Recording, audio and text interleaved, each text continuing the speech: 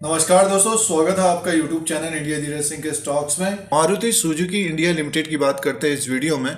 Stock price 7,330 के आसपास है और इस वीडियो में इसी के बारे में चर्चा करते हैं, डिस्कशन करते हैं। किसी की भी पोर्टफोलियो पड़ा हुआ है या फिर लेना चाहते हैं तो मारुति का स्टॉक जो है एक तरह से ऊपर के लेवल से थोड़ा सा गिरावट आई है, बट एक साल पहले जो इसने लो बनाया था 4,001, वहां से बढ़कर काफी तेजी से ऊपर की तरफ आया है 8,329।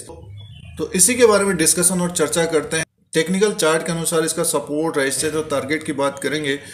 जैसे कि अभी ग्रोथ की बात आ रही है तो आने वाले समय में जैसे सेल्स अगर बढ़ते हैं और नई नई गाड़ियां भी लॉन्च हो रही हैं, और मारुति ने भी एक लॉन्च किया है, मारुति ने भी एसयूवी लॉन्च की है, जिम्नी। तो दोस्तों, आगे बढ़ने से पहले चैनल को सब्सक्राइब और बेल आइकन को प्रेस करिए और लाइक का बटन भी हिट कर दिया करें।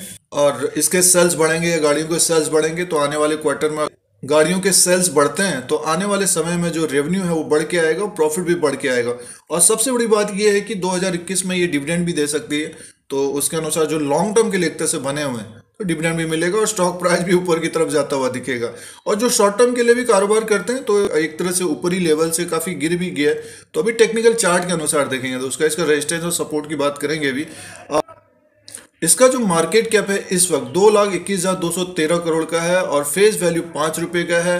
कंपनी एक तरह से डिविडेंड देती है। प्राइस परफॉर्मेंस की बात करेंगे, प्राइस परफॉर्मेंस की बात करते हो 7.5% एक तरह से माइनस का है, और 3 महीने की बात करते हो 5-5.5% रिटर्न मिला है, बट एक अच्छा रिटर्न अभी नहीं हुआ है। और ऑटो सेक्टर के जो शेयर्स है काफी तेजी से ऊपर की तरफ, और 1 साल का रिटर्न है 8% का है, 3 साल का अभी भी माइनस में है 16% का, और जिन्होंने 3 साल पहले लिया है तो अभी भी 16% का माइनस है। तो और फाइनेंशियल रिजल्ट की बात करते हैं तो कंसोलिडेटेड नंबर में जो दिसंबर 2020 में इसका Q3 में जो सेल्स हुआ था 23,471 करोड़ का हुआ था। पिछले साल के अनुसार इसका बढ़ के आया था, और प्रॉफिट भी एक तरह से बढ़ के आया, और प्रॉफिट भी एक तरह से बढ़ के आया था। 1,937 करोड़ का था, पिछले साल 1,568 करोड़ का था, और पिछले क्वार्टर में 1,362 करोड़ का था। तो एक तरह से प्रॉफिट भी बढ़ के आया था। तो स्टॉक में थोड़ी सी हल्की फुल्की गिरावट है, तो एक तरह से ये मौका हो सकता है। और इसका टेक्निकल चार्ट के अनुसार देखते हैं क्या सपोर्ट और क्या रेजिस्टेंस और टारगेट क्या हो सकता है, स्पेशली जिन्होंने लॉन्ग टर्म के लिए एक तरह से रखा है मारुति को, तो उसकी बात करते हैं दोस्तों, ये मारुति सुजुकी इंडिया लिमिटेड का चार्ट लगा हुआ है कैंडल्स है डेली के। देखिए एक तरह से ये ऊपर के लेवल से गिरावट आई है, और जनवरी में गिरा, लगभग जनवरी में इसने हाई बनाया 8,330 के आसपास से 2 बार गया था ये।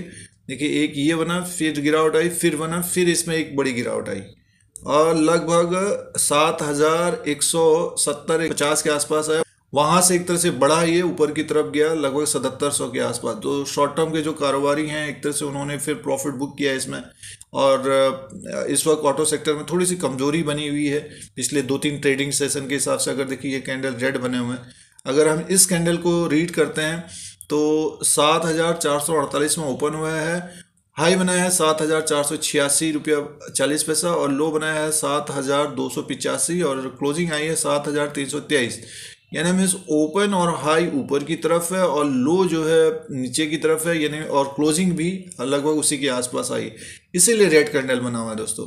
तो अब देखिए इसका जो रेजिस्टेंस रहेगा 7,486 के ऊपर अगर ये ट्रेड करने लग जाएगा तो मान के चलिए वहां से लगभग आपको 7670 और 7700 तक जाता हुआ दिख सकता है, और 7700 के ऊपर अगर क्लोज हो जाता है तो मान के चलिए फिर ये अपना जहां से गिरावट आई थी वहां तक जाता हुआ दिख सकता है। और इसका जो एक तरह से सपोर्ट की बात कर लेते हैं तो ये जो पिछली गिरावट आई थी लगभग इसका जो लो था 7,170 इसका लो है, और 7,152 यानी 7,150 के आसपास तक अगर नीचे की तरफ आता है ये 7,7200 या 7,170-80 के आसपास, तो सपोर्ट लेके फिर से ऊपर की तरफ जाना चाहिए। अगर ये सपोर्ट नहीं ले पाता थोड़ी सा फिर इसमें गिरावट हो सकती है, बट ये है कि यहाँ पे 2 बार इस तरह का हुआ है। देखिए एक ये हुआ है और फिर ये गिरावट आई, फिर ऊपर की तरफ गई, तो तीसरी बार भी एक तरह से सपोर्ट लेके फिर ऊपर की तरफ जाता हुआ दिख सकता है। तो जो लॉन्ग टर्म के लिए एक तरह से बने हुए हैं स्टॉक में, तो उनको एक तरह से बने रहना चाहिए। 2021 में डिविडेंड भी मिल सकता है, और स्टॉक एक तरह से दिग्गज है। ग्रोथ की बात आ रही है। चार्ट के अनुसार अगर बात करते हैं तो इस वक्त थोड़ा सा बेरिश है डेली के हिसाब से। अगर मंथली को देखते हैं तो इसमें बुलिशनेस बनी हुई है। पिछले 5-6 महीने से एक तरह से तेजी में ही है, ये ऊपर की तरफ ही जा रहा है। सारे देखिए एक तरह से ग्रीन कैंडल है ये देखिए, और पिछले जनवरी में थोड़ी सी गिरावट है। अब यहाँ पे थोड़ा सा ऊपर के लेवल से दबाव है, बट ये है कि सपोर्ट लेके फिर से ऊपर की तरफ जाएगा। और दूसरी बात ये है कि इन कैंडल्स को जो गिरावट आई थी ऊपर के लेवल से एक तरह से फिलअप कर लिया।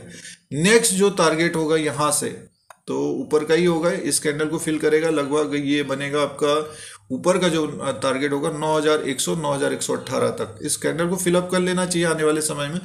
तो जिनके पास है उनको बने रहना चाहिए, आने वाले समय में डिविडेंड भी मिलेगा और कंपनी दे सकती है। और इसका जो पहला जो टारगेट होगा या 7700 का पहला टारगेट होगा, उसके बाद जो है 8300 के आसपास का, उसके बाद 8700, उसके बाद ये सीधे से इस कैंडल को फिल करता हुआ 9100 का।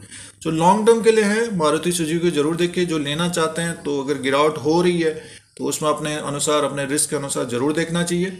अब ट्रेंड में बना हुआ है स्टॉक मंथली के हिसाब से।